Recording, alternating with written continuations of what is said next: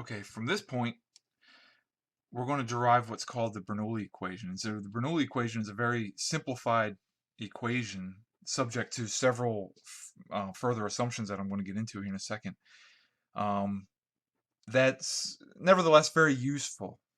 Okay, we find that we manufacture a lot of devices that operate on things or operate on principles of the Bernoulli equation or Bernoulli principles or something along those lines. But we can use the Bernoulli equation to sort of gain some insight in more in practical situations under certain restrictions. Okay, but it's a very useful and very easy to use formula.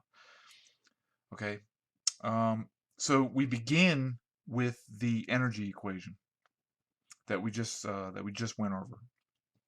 All right. From there, we're going to make some further assumptions, right? We're going to ignore viscous effects, meaning viscous effects can't be in a very important part of the flow. Okay, you can't be near solid surfaces. If you're near solid surfaces, the viscous effects are going to be very high, right? You're going to have a high velocity gradient, and therefore shear stresses will be high, and uh, you'll be losing mechanical energy at a significant rate. Okay, when shear forces are high in the fluid and a moving fluid, you're actually losing forces essentially due to friction, or I'm sorry, you're losing mechanical energy to friction in essence. And another thing where another region where the viscous effects can be high are in what's called highly disturbed regions. That's my word for it, but essentially regions like in this situation where I have air flowing past a streamlined body. Right behind the body, you could have a situation where there's very disturbed region of flow, right? A lot of turbulence, stuff like that. So you have all inside of this region, you could also have very high velocity gradients, and therefore viscous effects may be high. You're going to be generating a lot of heat due to friction, and so the Bernoulli equation is not valid in that region. We're going to ignore any sort of heat transfer, and then the Bernoulli equation itself is valid only in along a streamline or in non-rotational regions. And so I draw a little diagram here. So here we have, these are called streamlines. Essentially, if I track a fluid particle, I could track it all along this line. All right. So if I had a little fluid particle that started here, after a certain amount of time, it would wind up here under steady um, flow situation. All right. So that's essentially, it's a hand wavy way of just defining what a streamline is. So the Bernoulli equation would be valid in situations where there's not a whole lot going on.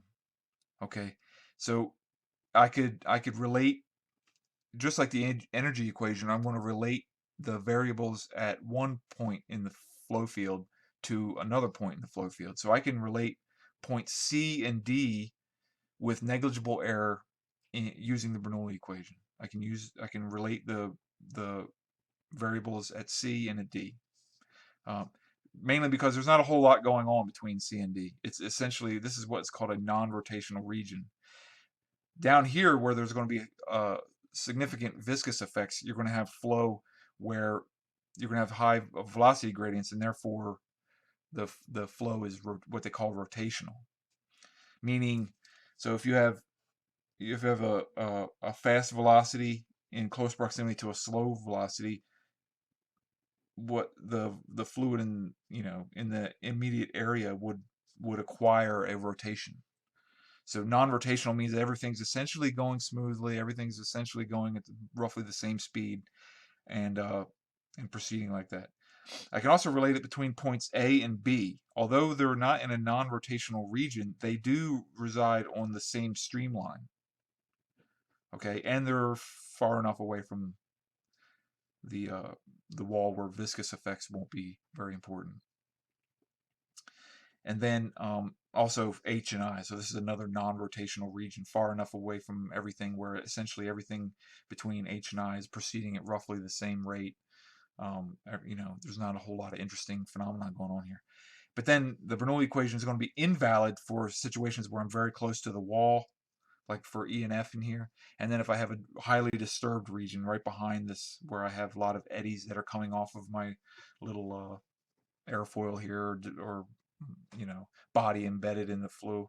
So the Bernoulli equation won't be valid here. And so under these circumstances, what happens is, after the short way of saying all of this is that these alpha values go away, right? So like I'm only going to be considering a single velocity. Basically, the velocity at C and the velocity at D are they're not they're not necessarily going to be equal, but uh, the they don't vary drastically, and they're not going to vary like in sort of sharp, non-smooth ways. Okay. Um,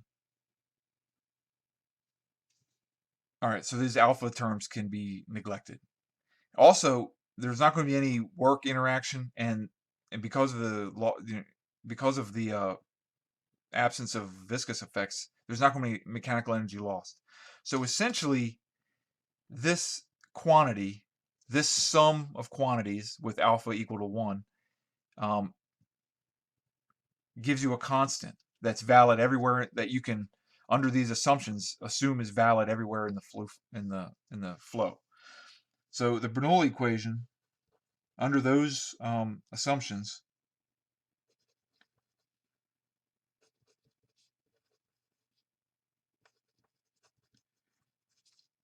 is this.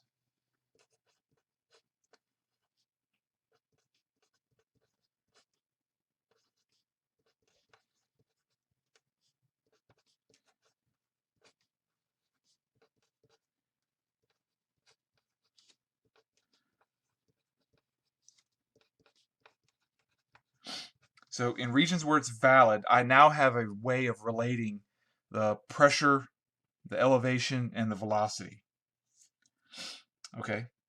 Assuming, so density is going to be constant, because one of one of the assumptions going into the energy equation was that, um, in this form of the energy equation, is that we're dealing with incompressible flow.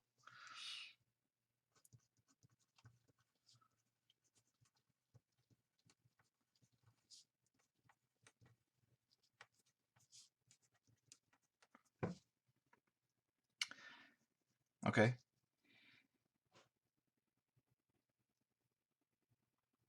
Now that I have this relationship, I can multiply through by density.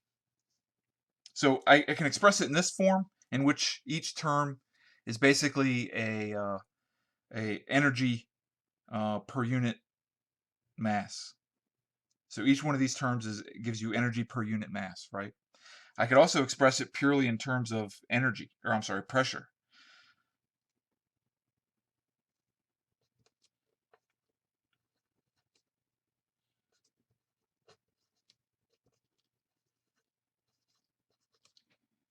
Okay.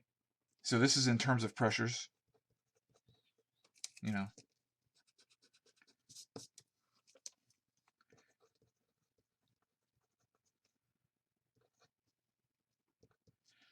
This equation is in terms of specific energy.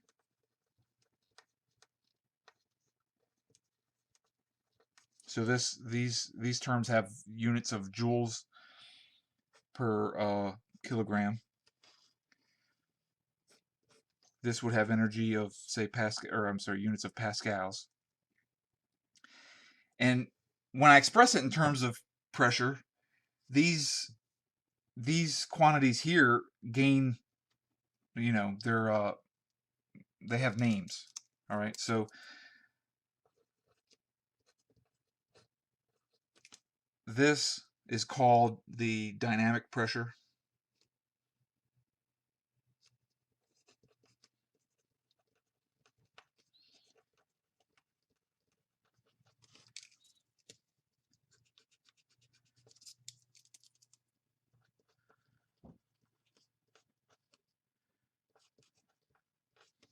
And this right here is called the hydrostatic pressure.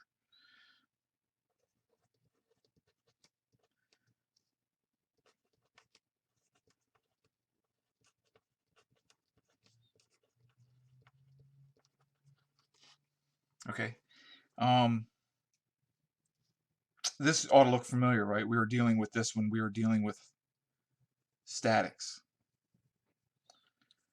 This is the variation of pressure with depth. This, so where z is the elevation, or if z is measured as the height.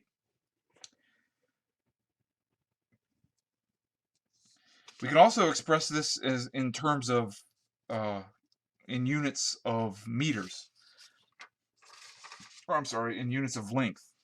Okay, in that case,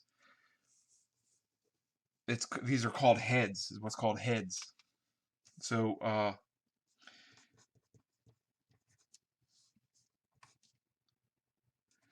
which has units of length, and so if I divide through by um, g, if I divide the original Bernoulli equation through by g, so if I take this equation, I divide through by the gravitational acceleration, then I can arrive at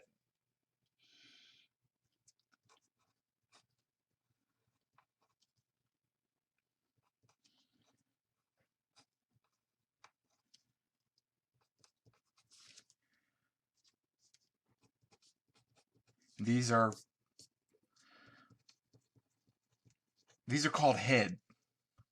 All right. So the elevation, this right here, this has a name called pressure head.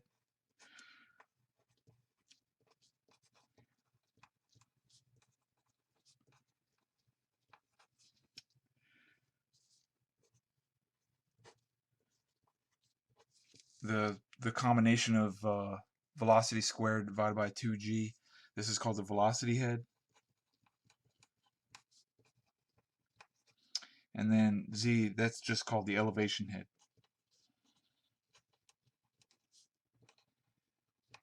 And this capital H is a constant, and it's just what's called the total head. So that's just a little bit of vocabulary. It's not going to wind up being very important to you. Um, but if you, I don't know, I'm not, to be honest with you,